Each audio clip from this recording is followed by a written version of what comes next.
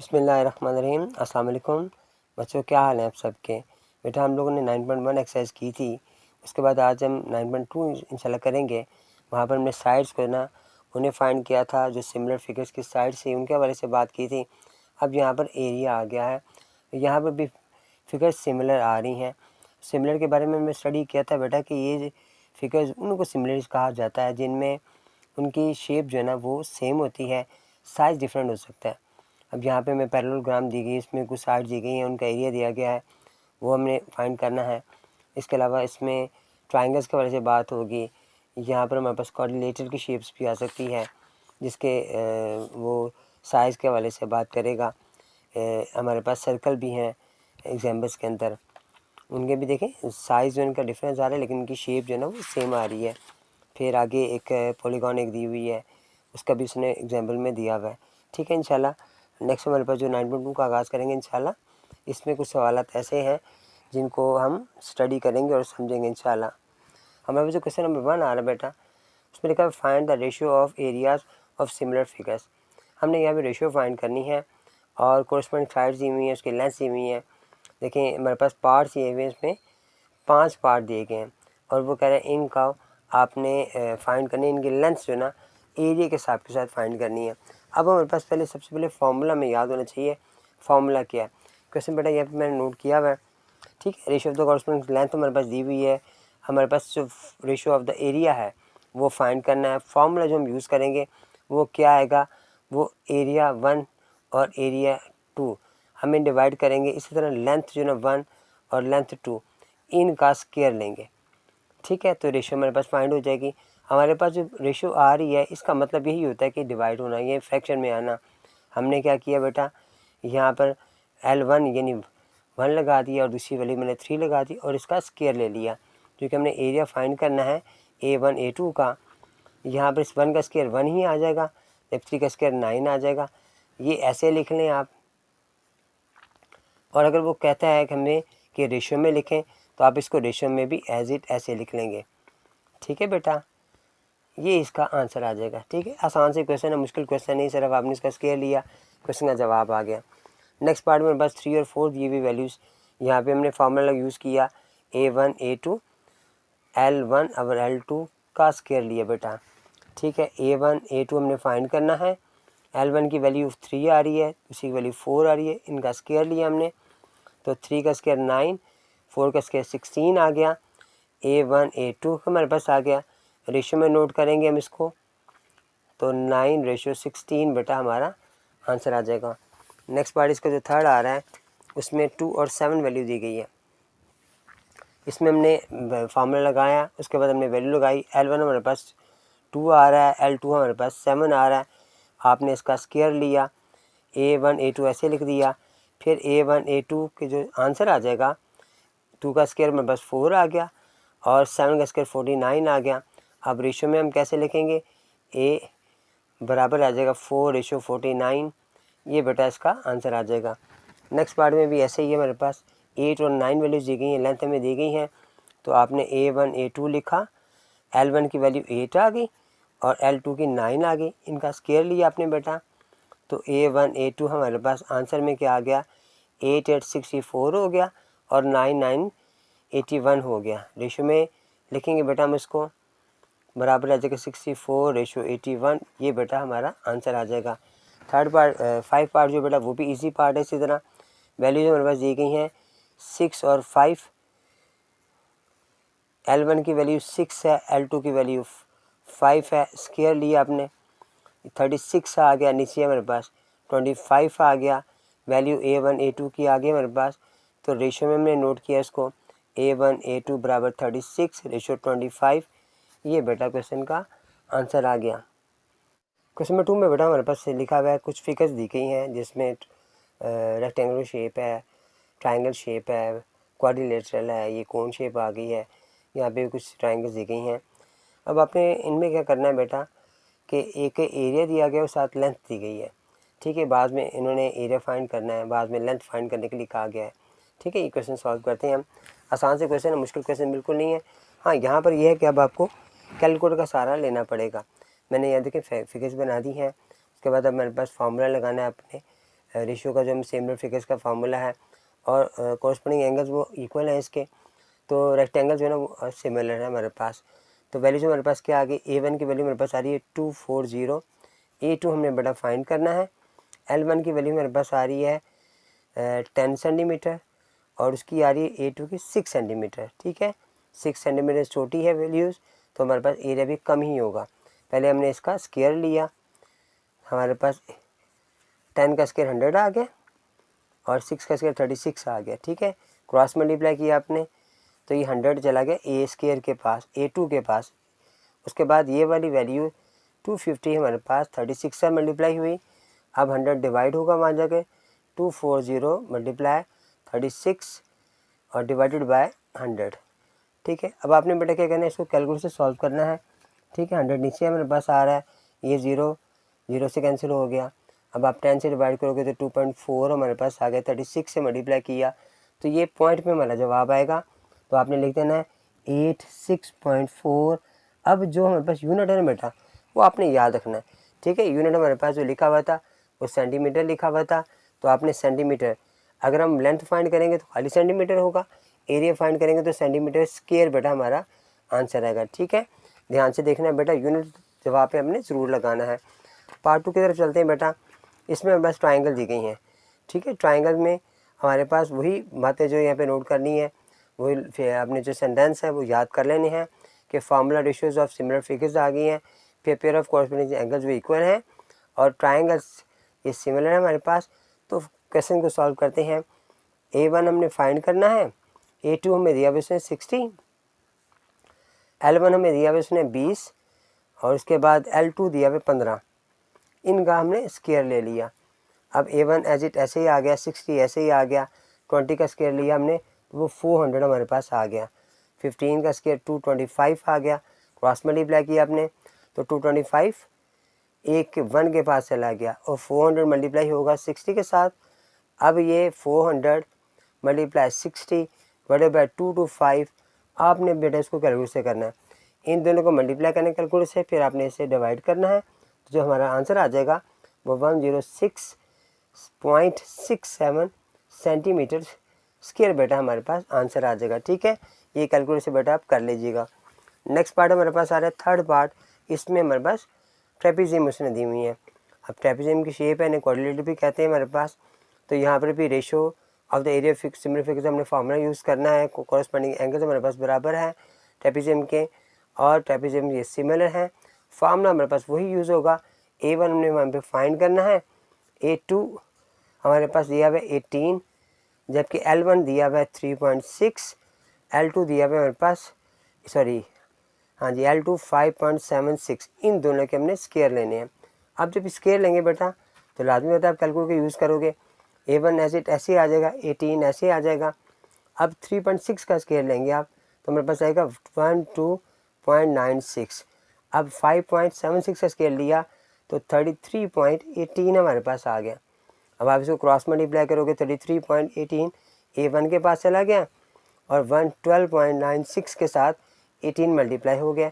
अब ये वहाँ जाके डिवाइड हुआ हमारा, तो 12.96 मल्टीप्लाई 18 डिवाइडेड बाय 3318। ठीक है, अब आपने इनको पहले मल्टीप्लाई करना है कैलकुलेटर पर, फिर आपने इसे डिवाइड करना है तो 7.031 सेंटीमीटर स्क्वायर बेटा हमारे पास A1 का आंसर आ जाएगा। ठीक है, ये पार्ट नंबर 3 हमारे पास था जिसमें ट्रेपेजियम शेप दी गई थी। आगे तकरीबन कोन शेप है हमारे पास आ रही है। ठीक है, ऊपर की ट्रायंगल शेप है, नीचे थोड़ा सा उसने शेप बनाई हुई है। इसमें भी बेटा हमारे पास एरिया और लेंथ दी गई है।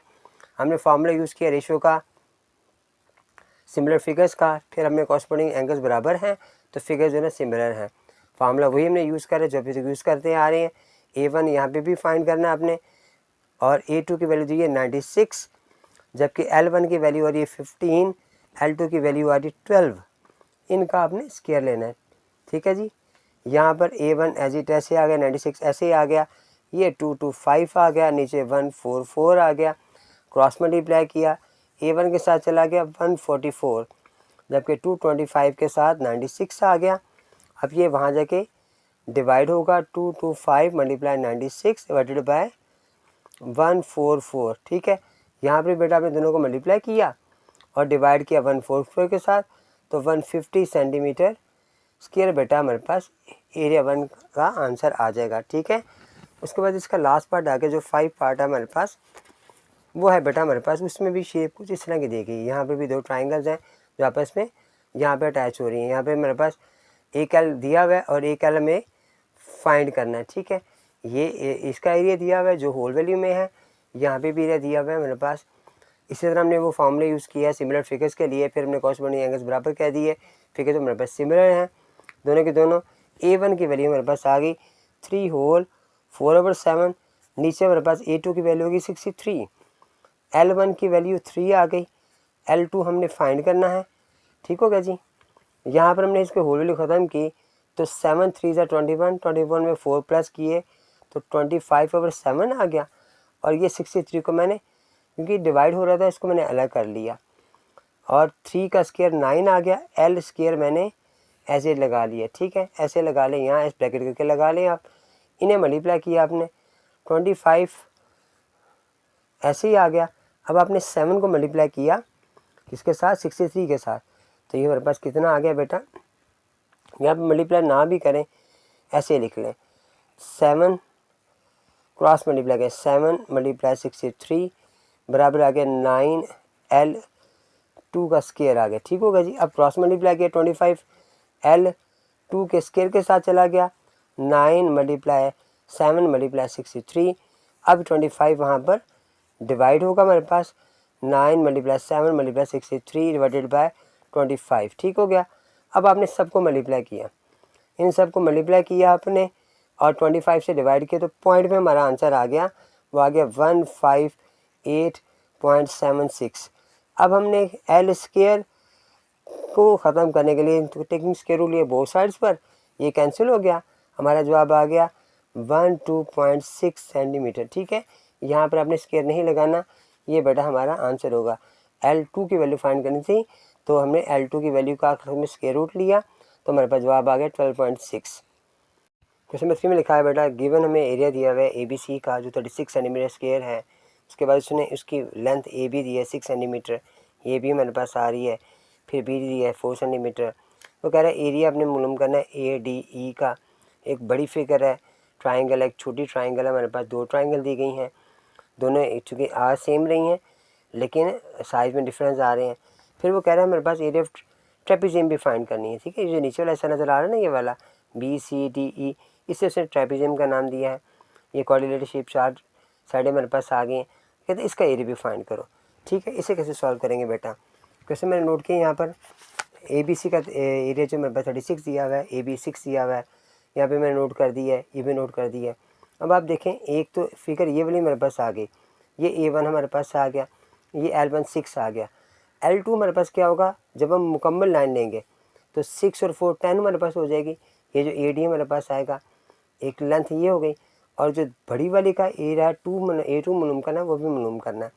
ठीक है, अब ये ABC और ADE ये दोनों सिमिलर फिगर्स हैं, ये सिमिलर का साइन है, तो कॉरस्पॉन्डिंग एंगल्स बराबर हैं, तो इसलिए फार्मूला हम रेशो का लगाएंगे सिमिलर फिगर्स के लिए।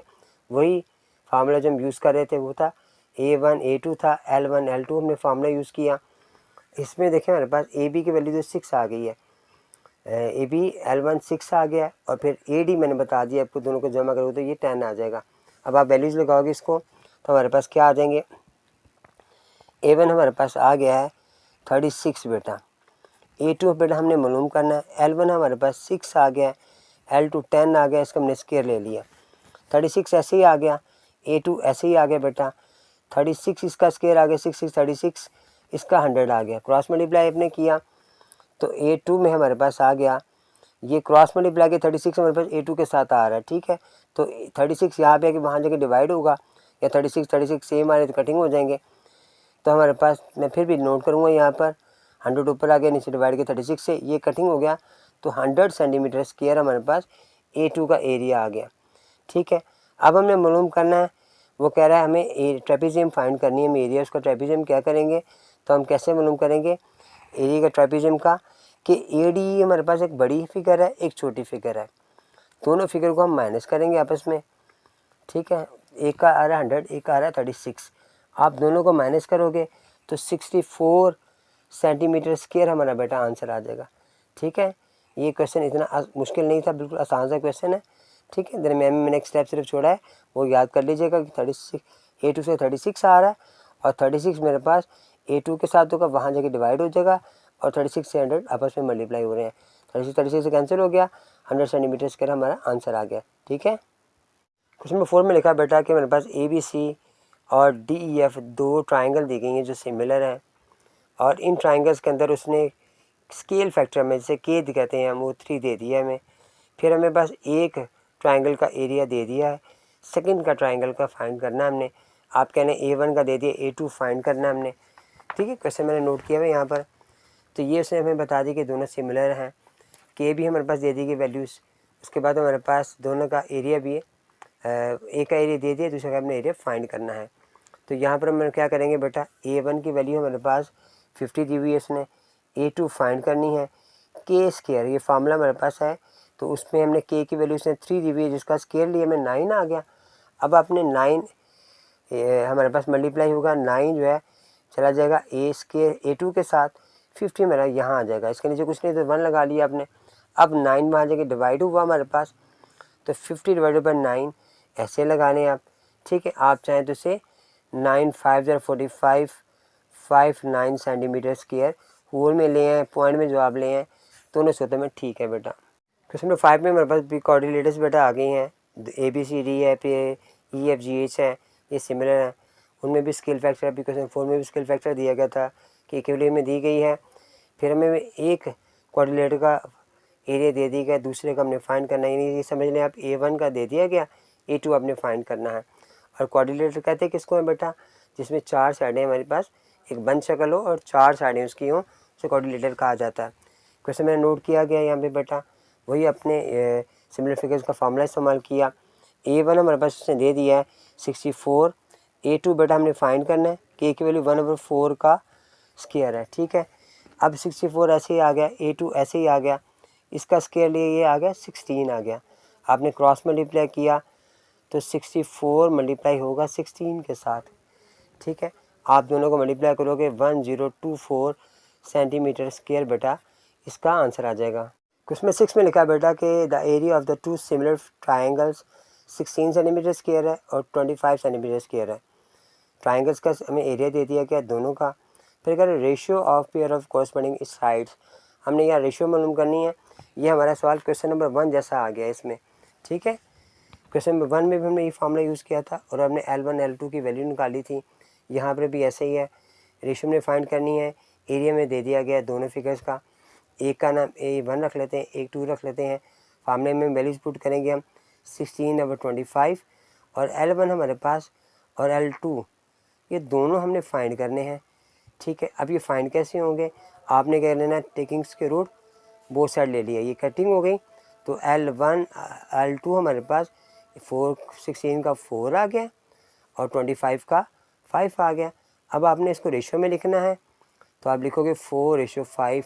ठीक है, इस तरह लिखेंगे तो हमारा ये आंसर आ जाएगा। क्वेश्चन में 7 बेटा लिखा हुआ है the area of the two similar triangles हैं, हमारे दो ट्राइंगल्स दी गई हैं, उनका बेस लार्ज जो दे दिया गया उसने वो 30 दे दिया है।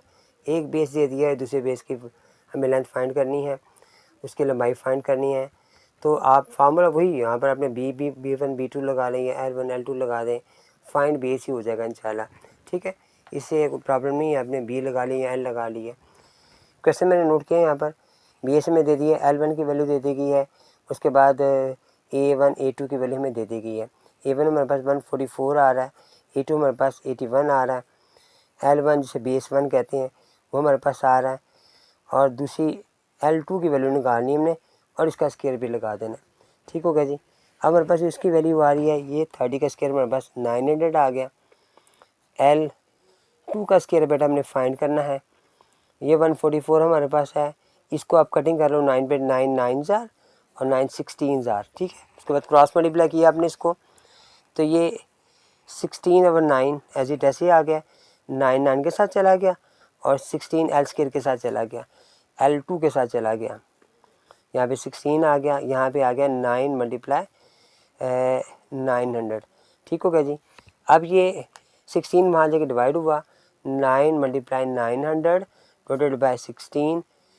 अब आपने L2 के स्क्वायर मालूम करना है आपने, ठीक है। अब इसे मल्टीप्लाई करोगे तो ये आ जाएगा 81, 100 नीचे 16, taking square root both side लोगे आप बेटा, ताकि L2 की वैल्यू मालूम हो जाए हमारे पास। तो पॉइंट में जवाब लें आप, तो 2.5 इसका जवाब आ जाएगा। 2.5 सेंटीमीटर हमारे पास इसका आंसर आ जाएगा। क्वेश्चन नंबर 8 में बेटा लिखा हुआ है रेगुलर हेप्टागॉन है, उसमें inscribe in large regular heptagon and each side of large heptagon is 1.7 times the side of the smaller heptagon. ये वो कह रहा है कि जो छोटी हेप्टागॉन ना उससे 1.7 टाइम्स बड़ी है जो बड़ी वाली है, और एरिया जो है दोनों का स्मॉलर वाले का हेप्टागॉन का is known to be 100 centimetre है, दूसरा 1.7 टाइम्स ज़्यादा है उससे। फिर हमने लार्ज वाले का हेप्टागॉन का फाइंड करना है। अब हेप्टागॉन किसे कहते हैं? ऐसी शेप जिसकी 7 साइडें हो ना, ठीक है, उसे कहते हैं हेप्टागॉन। पेंटागॉन 5 वाली, फिर डेक्सा है, फिर हेप्टा है, फिर ऑक्टा है, ठीक है। तो ये इनके नाम हैं जो आपने याद रखने हैं। यहाँ पे मैंने वैल्यूज लिख दी है मेरे पास। 1.7 टाइम्स में कह दिया है। दूसरा वाला जो एरिया है हमारे पास, तो आप क्या करोगे, area of the large heptagon हमारे पास क्या आ रहा है और area of the small heptagon क्या आ रहा है, आपने दोनों की वैल्यू मालूम कर लिखनी है। तो स्मॉल वाले का हमें दे दिया हुआ है, लार्ज वाले का हमें पता नहीं है। यहाँ पर हमने एक फार्मूला, चूँकि हमारे पास एक ही दिया हुआ है 1.7, तो हमने क्या करना है, उसी को स्केल फैक्टर का फार्मूला यूज़ करके क्वेश्चन को सॉल्व करना है। लार्ज हेप्टागॉन हमारे पास ऐसे ही आ गई, इसका आपने एरिया फाइंड करना है। तो आप लिखोगे एरिया ऑफ लार्ज,